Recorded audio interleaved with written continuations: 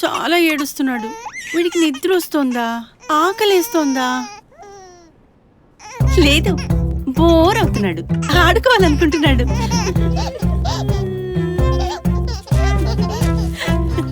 Good bye. ఏమీ తినడు, తింటాడు. ఆకలిస్తే పరిగెత్తుకొస్తాడు.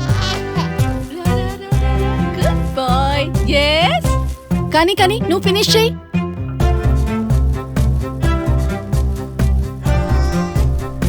పళ్ళు రావడం లేదు కదా, అవుతుంది.